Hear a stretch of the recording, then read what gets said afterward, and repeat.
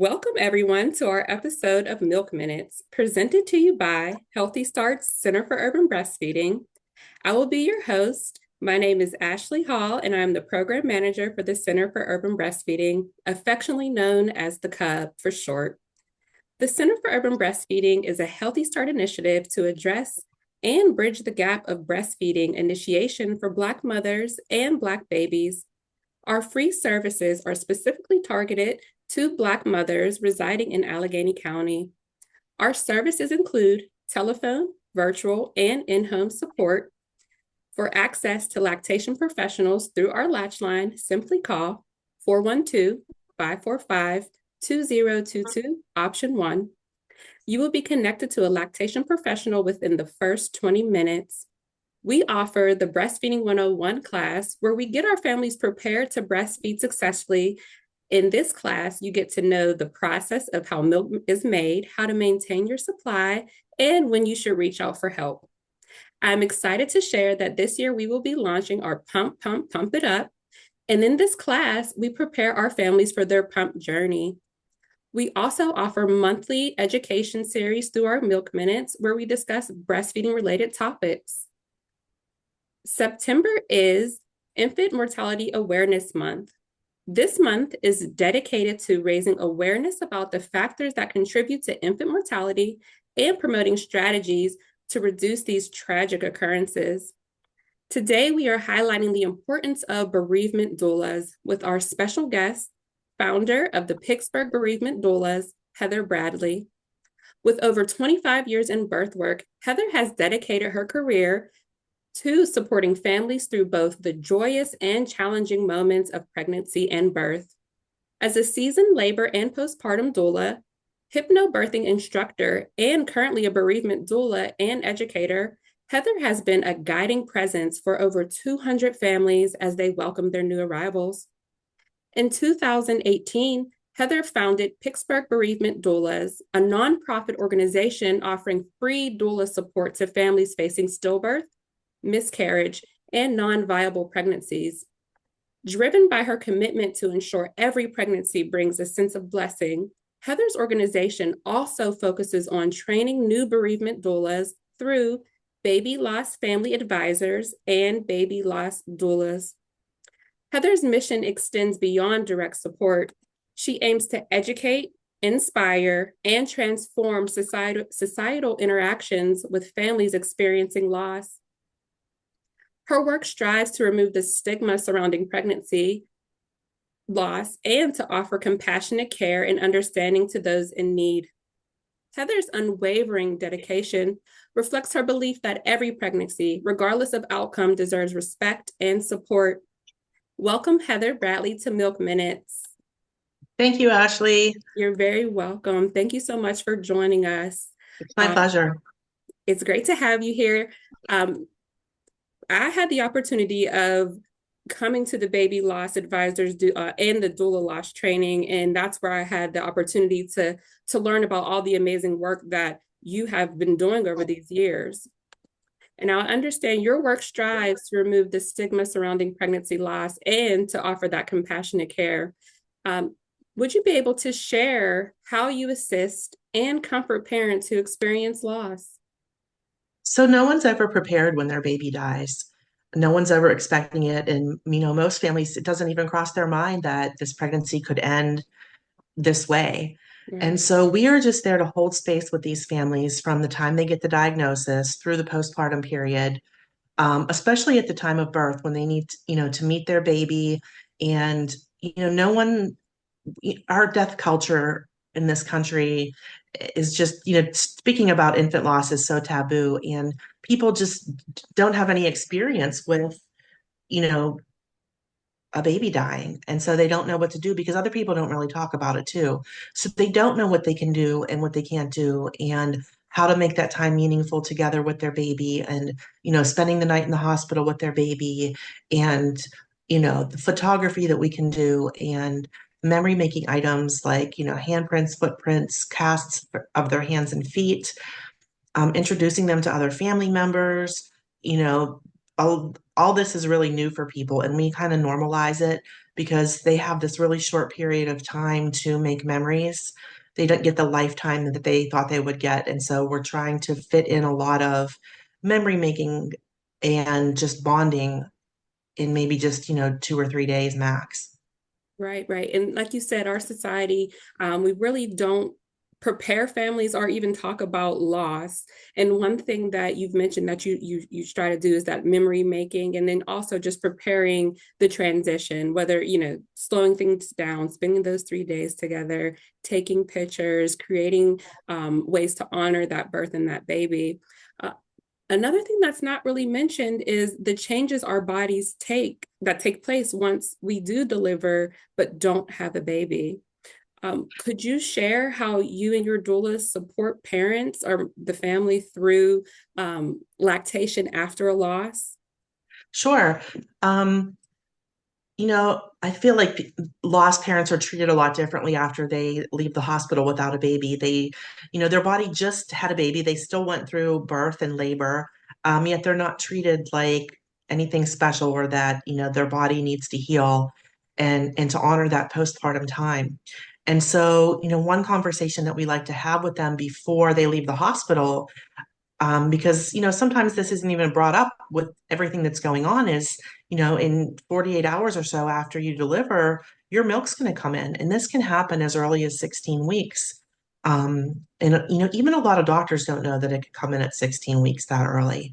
And so after you get home or you've settled in, and then you have this to deal with. And the 48 hours of the first of your milk coming in and not really removing your milk from your breast, that engorgement can be really uncomfortable. And so we just talk to the families about this and tell them what to expect and give them ideas on what they can do to either alleviate the symptoms no matter what, but to let them know they can donate their milk to the milk bank here in Pittsburgh. There's a process that they have to go through, depending on medications that you take in your health. There's an intake process. So you could pump and donate your milk. You can pump and, just not donate your milk and throw it away if you wanted to, if you just wanted to see how amazing your body is and how your body works. Or there are things you can do to suppress your milk production. And we have a little breast milk suppression kit that we give our birthing people. It has some herbal tea in it with like sage and peppermint. It has Cabo cream, which is an engorgement cream. It has breast pads. And we can also give them a tincture that we've had made for that. Thank you. Yeah. So through the kit that you provide, education first, of course, because as you mentioned, the conversation really is never had. Many times there's the delivery, the baby passes on, and then the parents are just discharged with no conversation of what's going to take place physically or emotionally or even hormonally. So from what I gather, the kit helps as well, and the Yes. conversations. Yeah. Especially for those early losses, because I feel like they don't bother having the conversation sometimes if it's like 16 weeks, 18 weeks, but your milk can come in that early. And so you can be blindsided by that. And we just want people to feel prepared. Absolutely. And then thinking about the family as a whole, yes, the mother experienced the loss, but it also impacts everyone who was preparing for the baby, whether that is the father, the grandparents, everyone is experiencing a loss to some degree. Could you share how can partners or family members, friends even, support someone experiencing lactation after the loss of a child? Well, I feel it's really important that they show up and recognize that this body still had a baby and that they're in this really profound state of grief and they really need a lot of support. And I feel a lot of people shy away from that because they don't know what to say, but you don't need to say anything. You can just show up and be there. Bring a meal, anything that you would do for someone that had a baby, Right. you know, bring a candle, you could bring some kind of memorial gift, but just encouraging them to rest, through this period. When your body's producing milk and, you're dealing with all these emotions, it's just important for them to rest. If they have other children, take care of those children for them so that they can just get through the next week or so of suppressing their milk if that's what they want to do. Absolutely. And I like how you mentioned to still show up, just that presence, even if it's a meal, even if it's acknowledging that the mother is experiencing the changes with their body, that does actually make a huge difference. And then also hearing them out through their decision making, whether it is to pump and donate, or if it's better for them to just pump and dump. But I like how you really highlighted the importance of just showing up, because again, death can be very difficult to navigate, and oftentimes people shy away from the conversations that are most necessary.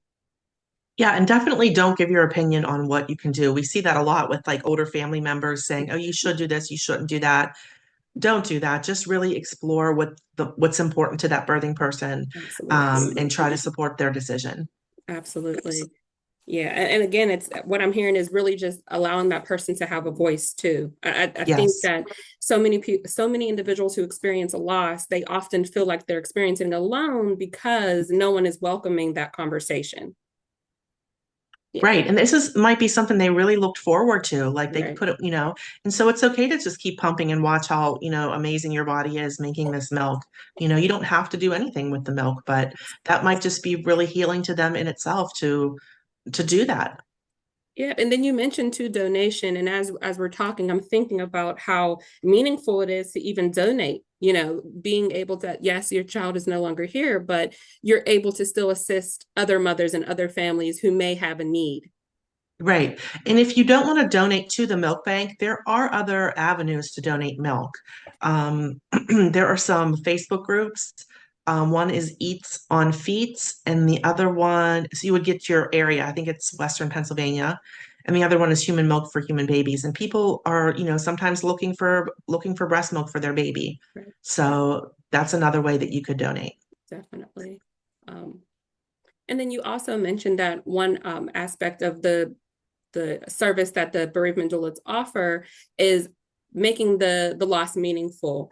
Um, can you share some ways that you guys are making the loss and the birth meaningful? Yeah, it's really about just making this baby meaningful and showing that this baby existed and not forgetting about this baby. And so we want to recognize that with our parents. And, the old school way was to just forget this ever happened. And that's not helping these families. And so people don't really know what to do in this situation. And it's, when we normalize things and tell them what other parents have done, um, to make this baby's life um, meaningful and show that this baby existed, when we share these other stories, like how people have had, just a regular funeral for them, or Right. had a celebration of life ceremony, or, read books to their baby, just um, taking their baby outside and doing all these things. Um, I think, when you can get other people involved, the more family and friends that you can get involved, it really helps the family down the line, because they met that baby and they're part of that baby's part of their life now because they got to meet the baby.